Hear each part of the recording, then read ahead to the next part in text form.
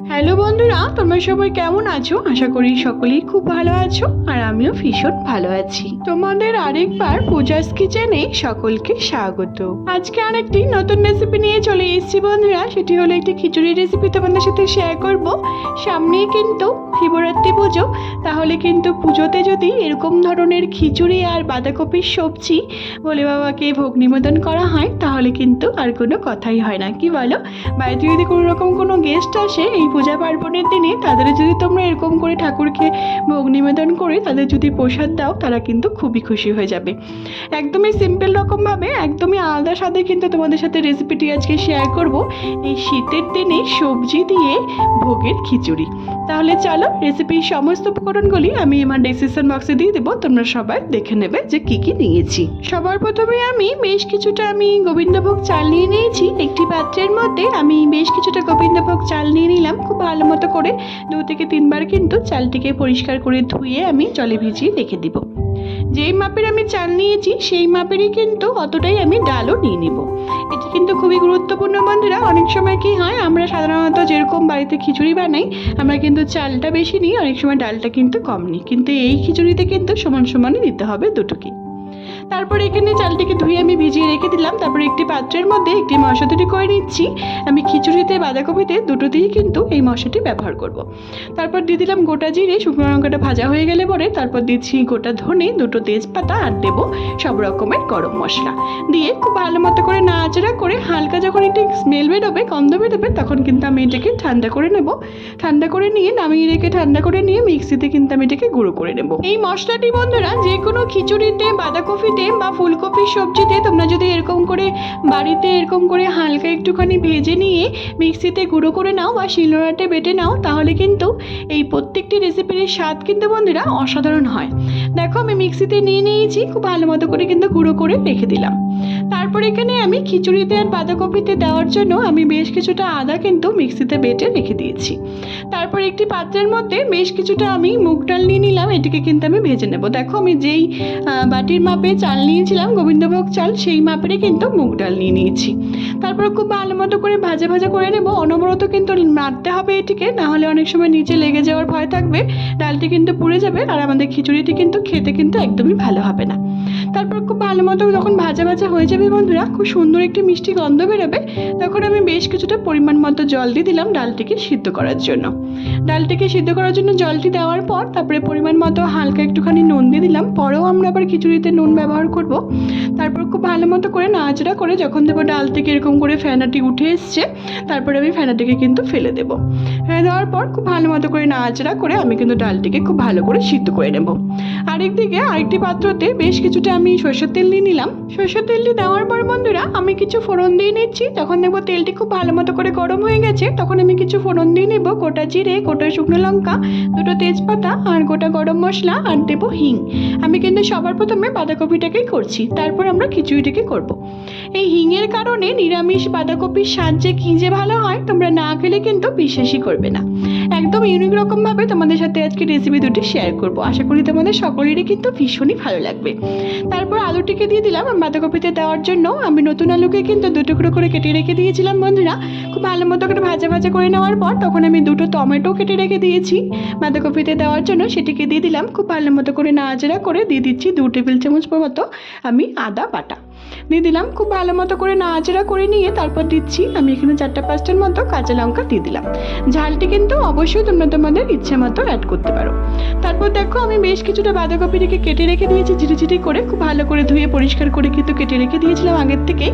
তারপর সেটিকে দিয়ে খুব ভালো মতো করে নাড়াচাড়া করে নিচ্ছি। খুব ভালো মতো করে নাড়াচাড়া করে নেওয়ার পর বন্ধুরা তারপর আমরা এর মধ্যে পরিমাণ মতো নুন হলুদ কিন্তু অ্যাড করে দেব।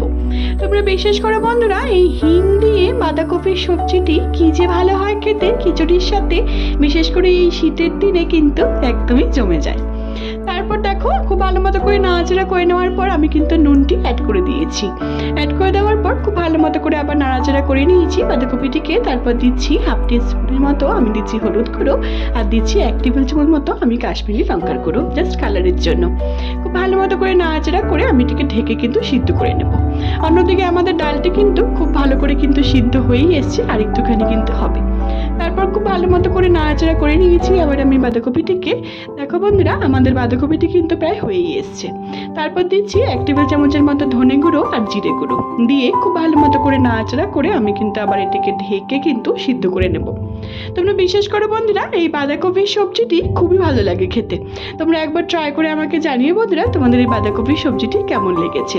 তারপর দিচ্ছি বেশ কিছুটা কড়াইশুঁটি দিয়ে খুব ভালো মতো করে নাড়াচাড়া করে ঢেকে আমরা কিন্তু এটিকে রান্না করে নেব। 5 থেকে 7 মিনিট জন্য আমি এটিকে ঢেকে কিন্তু রান্না করে নিয়েছি। দেখো আমাদের বাঁধাকপিটি কত সুন্দর করে মজে গেছে, সিদ্ধ কিন্তু প্রায় হয়েই এসছে। তারপর আমরা আবার ঢেকে আমি 4 থেকে 5 মিনিট কিন্তু আবার রান্না করে নেব। বাঁধাকপির সবজিতে বন্ধুরা আমি যে কাশ্মীরি লঙ্কাটার গুঁড়োটা অ্যাড করেছি ওটা কিন্তু একদমই অপশনাল, তোমরা চাইলে কিন্তু এটিকে অবশ্যই স্কিপ করতে পারো। তারপর খুব ভালো মতো করে নাড়াচাড়া করে আমি কিন্তু স্বাদটি ব্যালেন্স করার জন্য সামান্য একটুখানি চিনি অ্যাড করে দিচ্ছি। খুব ভালো করে নাড়াচাড়া করে, যেহেতু নিরামিষ বাঁধাকপির সবজিতে চিনি দিলে কিন্তু হালকা একটু কিন্তু ভালোই লাগে বলো। তারপর খুব ভালো মতো করে নাড়াচাড়া করে আমরা যে ভাজা মাংসটি ভেজে রেখে দিয়েছিলাম ওটি দিয়ে দিলাম 2 টেবিল চামচের মতো, আর দিচ্ছি 2 টেবিল চামচের মতো গাওয়া ঘি দিয়ে খুব ভালো মতো করে নাড়াচাড়া করে ব্যাস আমাদের এই খিচুড়ির সাথে আমাদের বাঁধাকপির সবজি কিন্তু একদম তৈরি হয়ে গেছে। খিচুড়ি দিয়ে খাওয়ার জন্য কিন্তু আমাদের বাঁধাকপির সবজি বন্ধুরা একদম ডান। তারপর খুব ভালো মতো করে ঢেকে আমি এটিকে রেখে দিলাম। তারপরে আমি এদিকে খিচুড়ির প্রস্তুতি করছি। তারপর সবার প্রথমে আমি বেশ কিছুটা চীনাবাদাম ভেজে রেখে দিলাম। তারপর দিচ্ছি খিচুড়ির মধ্যে বেশ কিছুটা সরষের তেলের মধ্যে আবার অ্যাড করে দিয়েছি কড়াইয়ের মধ্যে। তারপর দিচ্ছি বেশ কিছুটা আমি মিষ্টি কুমড়ো আর ফুলকপি, হালকা একটু নুন দিয়ে কিন্তু আমি এটিকে ভেজে নিচ্ছি। শীতের সবজি এরকম মিষ্টি কুমড়া, ফুলকপি, মটরশুঁটি দিয়ে খিচুড়ি যদি হয় বিশেষ করে শীতের দিনে তাহলে কিন্তু আর জমেই যায়, আর কিছু কিন্তু তরকারি হয় না আমার মনে হয় এই শীতের দিনে। তারপর খুব ভালো মতো করে ভেজে আমি এটিকে তুলে রেখে দিলাম। তারপর ওর মধ্যে আমি 1 টেবিল চামচের মতো ঘি অ্যাড করছি। তারপর দিচ্ছি কিছুটা ফোড়নে দিচ্ছি সব কিছু, দিচ্ছি গোটা জিরে, গোটা তেজপাতা আর দেবো 2টো শুকনো লঙ্কা। খুব ভালো মতো করে নাড়াচাড়া করে যখন দেবো মিষ্টি একটি গন্ধ বেরিয়েছে বন্ধুরা, তারপর দিচ্ছি 2টোর মতো আমি টমেটো কুচি কুচি করে কেটে রেখে দিয়েছিলাম সেটিকে দিয়ে দিলাম। দিয়ে দেওয়ার পর খুব ভালো মতো করে নাড়াচাড়া করে আমরা কিন্তু এটিকে রান্না হতে দেবো। খুব ভালো মতো করে টমেটোটিকে নাড়াচাড়া করে নিয়ে আমি এর মধ্যে 2 টেবিল চামচের মতো আদা বাটা অ্যাড করে দিলাম। অ্যাড করে দিয়ে খুব ভালো মতো করে নাড়াচাড়া করে আমি কিন্তু এটিকে রান্না হতে দেবো। আমরা আদা বাটাটি কিন্তু আবার খিচুড়ির শেষে কিন্তু অবশ্যই অ্যাড করবো, যেহেতু মুগের ডালের খিচুড়ি আদা বাটা লাস্টে অ্যাড করলে কিন্তু খিচুড়ির স্বাদ কিন্তু আমার মা বলে অসাধারণ হয় খেতে। তারপর যে আমরা গোবিন্দভোগ চালটি যে আমি ধুয়ে ভালো করে ভিজিয়ে রেখে দিয়েছিলাম সেটিকে দিয়ে দিলাম। দিয়ে দেওয়ার পর খুব ভালো মতো করে নাড়াচাড়া করে এর মধ্যে 1/2 টেবিল চামচ বা 1 টেবিল চামচের মতো দিয়ে দিলাম হলুদ গুঁড়ো, আর দিচ্ছি ধনে গুঁড়ো, আর দেবো কাশ্মীরি লঙ্কার গুঁড়ো বা লঙ্কা গুঁড়ো দিয়ে খুব ভালো মতো করে নাড়াচাড়া করে আমি কিন্তু এটিকে রান্না করে নিচ্ছি। হালকা একটুখানি কিন্তু ভাজা ভাজা করে নেব বন্ধুরা, খুব বেশি কিন্তু আমরা ভাজবো না এটিকে, নাহলে কিন্তু পুড়ে যাওয়ার ভয় থাকবে। এটি কিন্তু অনবরত কিন্তু নাড়তে হবে। তারপর যে আমি ডালটিকে সিদ্ধ করে রেখে দিয়েছিলাম বন্ধুরা সেটিকে দিয়ে দিলাম। দিয়ে দেওয়ার পর খুব ভালো মতো করে নাড়াচাড়া করে এর মধ্যে স্বাদ মতো আমি নুনও অ্যাড করে দিচ্ছি। খুব ভালো করে নাড়াচাড়া করে আমরা কিন্তু এটিকে রান্না হতে দেব। এর মধ্যে কিন্তু আমরা পরিমাণ মতো গরম জল আমি অ্যাড করে দিচ্ছি। তোমরা তোমাদের খিচুড়ির পরিমাণ বুঝে, চাল ডালের পরিমাণ বুঝে জলটি কিন্তু অবশ্যই অ্যাড করবে। যেহেতু আমি এখানে 1 বাটি চাল 1 বাটি ডাল নিয়েছি তার জন্য আমি 2 বাটি কিন্তু জল অ্যাড করেছি। তারপর খুব ভালো মতো করে ঢেকে 5 থেকে 7 মিনিট কিন্তু আমি এটিকে রান্না করে নিয়েছি। তারপর আমরা এর মধ্যে বেশ কিছুটা কড়াইশুঁটি অ্যাড করে দিচ্ছি। তারপর দিচ্ছি বেশ কিছুটা চীনাবাদাম আগের থেকে ভেজে রেখে দিয়েছিলাম। তারপর খুব ভালো মতো করে নাড়াচাড়া করে এর মধ্যে আমি 5-এর মতো কাঁচা লঙ্কা অ্যাড করে দিলাম। ঝালটি কিন্তু অবশ্যই তোমরা তোমাদের ইচ্ছে মতো অ্যাড করতে পারো। তারপর খুব ভালো মতো করে নাড়াচাড়া করে আমি কিন্তু এটাকে ঢেকে 4 থেকে 5 মিনিট কিন্তু রান্না হতে দেব। আমার মনে হয় বন্ধুরা শীতের দিনে এই মটরশুঁটি, ফুলকপি, মিষ্টি কুমড়ো দিয়ে যদি খিচুড়ি হয় তাহলে মনে হয় আর কিছুরই দরকার নেই বলো।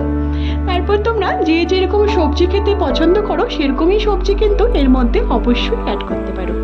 আমি কিন্তু 3 রকমের সবজি কিন্তু অ্যাড করেছি।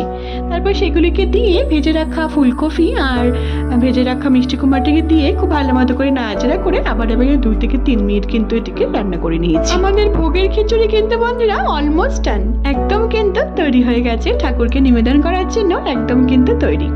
তারপর এখানে আমি আরেকবার ফোড়ন দিয়ে নিচ্ছি। এখানে বেশ কিছুটা আমি সরষের তেল দিয়ে দিয়েছি কড়াইয়ের মধ্যে। তারপর দিচ্ছি গোটা তেজপাতা, গোটা শুকনো লঙ্কা আর দিচ্ছি গোটা জিরে। খুব ভালো মতো করে যখন দেখো খুব মিষ্টি একটি গন্ধ বেরিয়েছে বন্ধুরা তখন আমি খিচুড়ির মধ্যে এটিকে দিয়ে দিব। আমার মা বলে যে কোনো খিচুড়িতে যদি ডবল ফোড়ন দেওয়া হয় তাহলে কিন্তু তার স্বাদ কিন্তু বন্ধুরা অসাধারণ হয়। তোমরা অবশ্যই কিন্তু দুবার ফোড়ন দেওয়ারই চেষ্টা করো, দেখবে খিচুড়ির স্বাদও কিন্তু অপূর্ব হবে খেতে। তারপর খুব ভালো মতো করে নাড়াচাড়া করে নিয়েছি ফোড়নটিকে দেওয়ার পর। তারপর দিচ্ছি সামান্য একটুখানি চিনিটি দেওয়ার পর খুব ভালো মতো করে নাড়াচাড়া করে আমরা কিন্তু এটিকে গরম গরম সার্ভ করব। তারপর খুব ভালো করে নাড়াচাড়া করে নিয়েছি চিনিটিকে দেওয়ার পর। তারপর দিচ্ছি বেশ কিছুটা কাজু আর কিশমিশ দিয়ে দেওয়ার পর খুব ভালো করে নাড়াচাড়া করে আমি কিন্তু এটিকে আবার 2 থেকে 3 মিনিট কিন্তু হতে দেবো।